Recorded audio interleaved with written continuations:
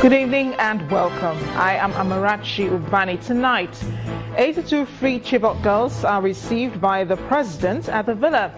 Names and other details are released as they're expected to reunite with their families. The president is off to London for medical follow-up, transmits letter to the National Assembly for vice president to take charge. Length of his stay to be decided by his doctors. Nigerian Civil Aviation Authority threatens to prosecute passengers who attack airline officials at the airport. And Emmanuel Macron wins French presidential election.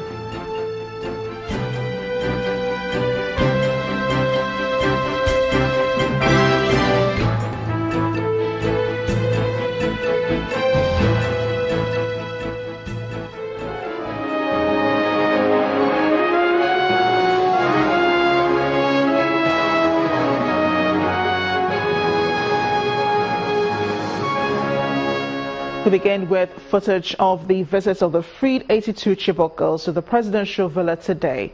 The girls who were brought into the villa in 2 military buses met with the president, Muhammadu Buhari. This batch of girls were released yesterday by the Boko Haram terrorists in exchange for their members held by the military. The first images of the girls boarding the aircraft from Chibok after they had been profiled and identified by their parents were released by the International Committee of the Red Cross. This meeting by the president, Muhammadu Buhari, and the girls is to enable them identify and release their names for them to be reunited with their families. For the full list of the girls released, please visit our website, channelstv.com.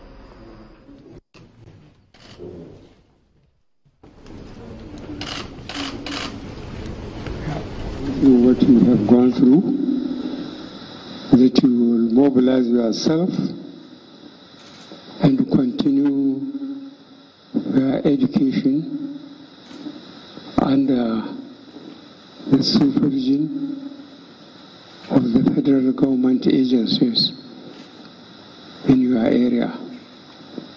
I congratulate your parents for surviving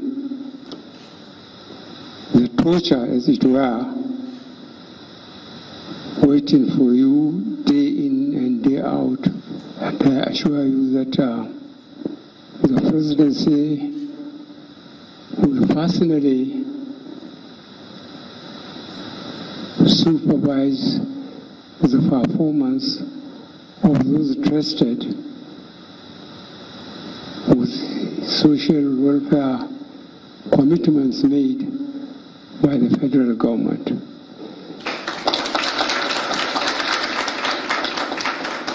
I thank you very much, and I congratulate more especially your parents that have gone through what they had gone through.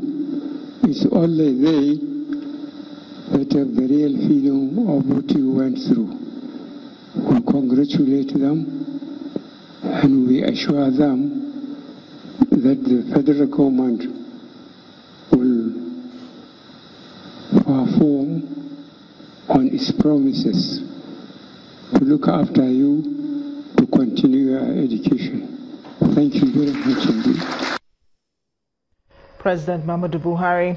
Meanwhile, the president is right now on his way to London for follow-up medical consultation with his doctors. According to a statement by the Special Advisor to the President on Media and Publicity, Mr. Femi Additional, the president had planned to leave by this afternoon but delayed his trip to meet with the 82 Chibok girls at the presidential villa.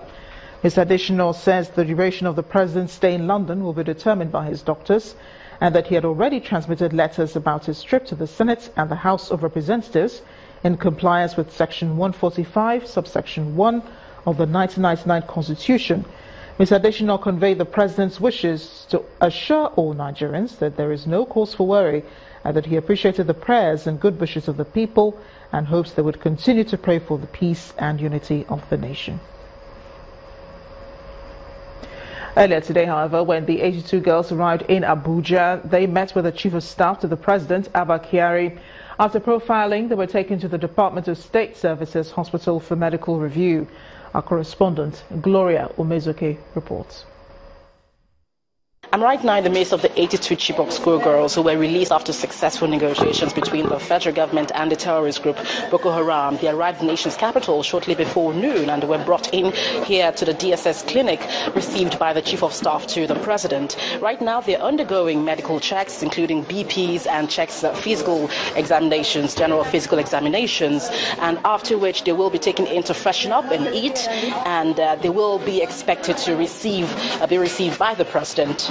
The girls looked tired and uncertain, but the sighs of relief can be heard.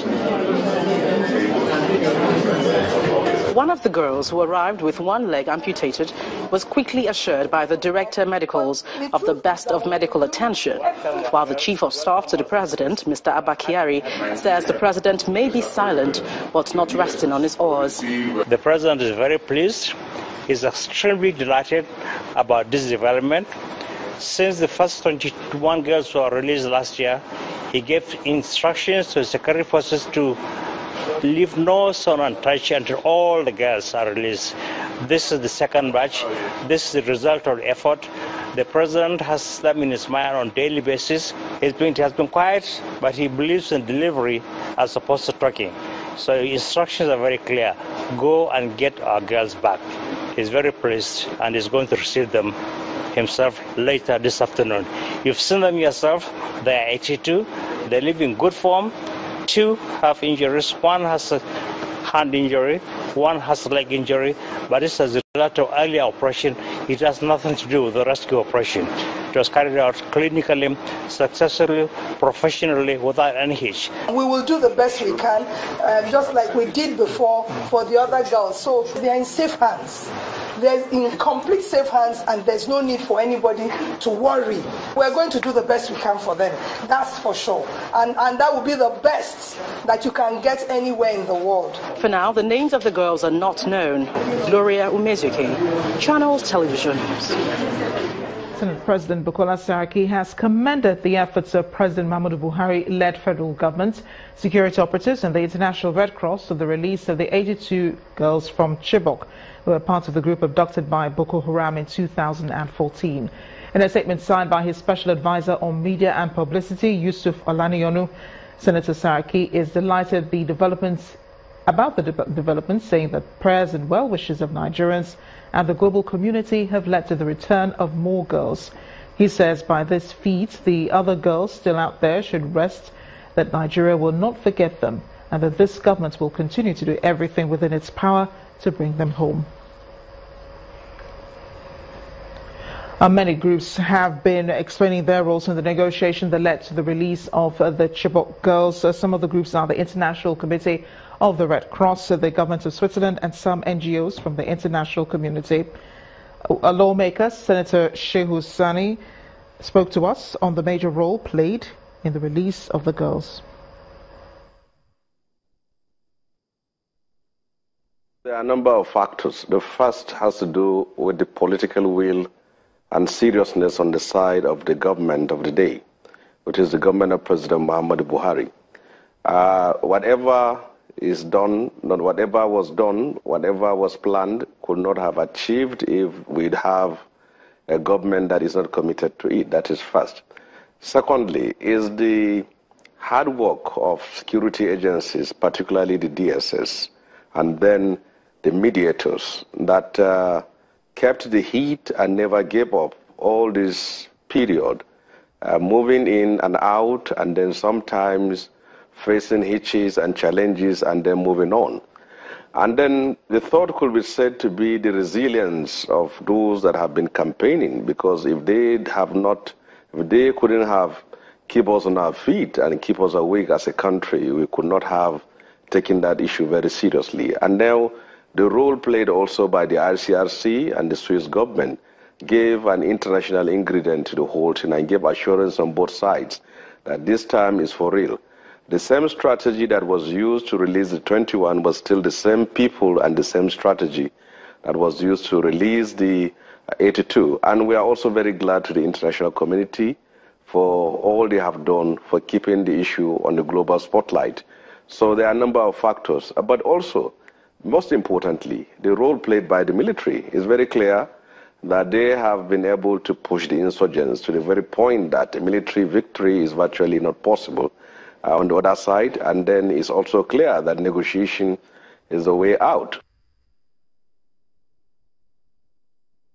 Staying with this story, we're being joined on the news at 10 by one of the conveners of the Bring Back Our Girls campaign, Aisha Yusufu. She joins us from our studio in Abuja. Mrs. Yusufu, thank you so much for joining us on the news at 10. Thank you for having me. This is a story that's been at the front burner for both for the government, for us, the media, people around the world, NGOs, activists, governments who have been monitoring the progress of these girls and their release. Now, 82 of them have been freed. Is it safe to say that you're more than delighted by this news?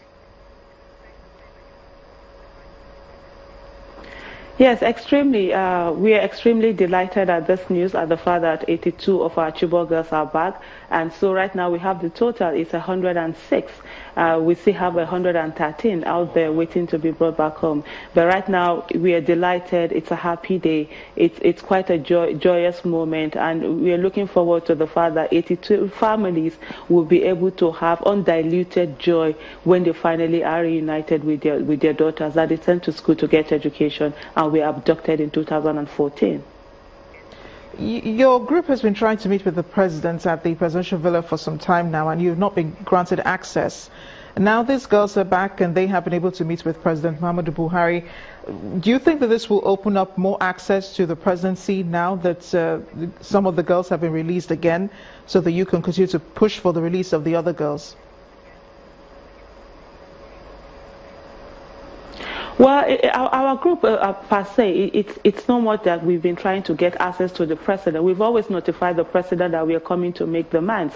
And for us, we still go over there to the seat of power and we make our demands. We pressure government to do the needful. And of course, we have seen it today. At the Bring Back Our Girls movement, we have always believed in the Nigerian government, and we know the capacity of our government. We know that our government can. Even when the government itself, they didn't know that it could. We knew it can. And for a lot of people that have said to us, why are you not going to the terrorists, why are you not making demands and asking them to release our girls? We said to them, we don't know the terrorists, we don't recognize them. We gave our mandate to the government. And of course, we are a movement that have not only demanded, agitated for, and pressured government to release our Chibok girls and all other abductees, but we have also proffered solutions and will always be willing to work with government. And that's the reason why we even developed the vast document that we gave to the president July 8, 2015, which is to say for a rehabilitation of all abductees, Chibok girls and not Chibok girls, because let's all remember, people were abducted before and after Chibok girls, and Chibok girls are a representation of all those that were abducted. So for us, we are always willing to work with government, we're always willing to work for the good of this nation. But at the end of the day, our demands are simple. Each and every one of our Chibok girls must be accounted for the Nigerian life to matter. I imagine that you're also in contact with the other girls who were previously released, the 21 that were released last year. Could you just give us an update on their welfare and how they're being integrated into normal life now? We have never been in contact with them. The Nigerian government, our government has never allowed us contact to be with them. We had a lot of, we are a movement who plan, who have scenario builders, who have worked out things on if our girls come back, the way we help in their rehabilitation. But unfortunately, when they were brought back in, the federal government didn't give us access. And we said that was okay. All we wanted was access between the girls and the parents. Let them be able to meet, let the girls be reintegrated and rehabilitated into the society, and ensure that they go on to get to school, to get that education. Because if we bring them back and we allow them to fall through the cracks, the terrorists would have won. Because all they wanted and all they want is for the girls not to be educated. And so we must ensure that they get there. So we have not had any access whatsoever to the 21 girls that were returned. And so we cannot really say these are the things that are going on. But we have been demanding for them to be rehabilitated the best way that they can be, and to ensure that they go on to be educated. Aisha Yusufu, thank you so much for joining us tonight. Our thoughts and prayers, of course, are with the others who are still in captivity. We are delighted that these girls are back home. Thank you for all your work. Now in part two, after the break, the NCAA is to prosecute unruly passengers who assault airline officials. We'll have more of the story. Please join us again.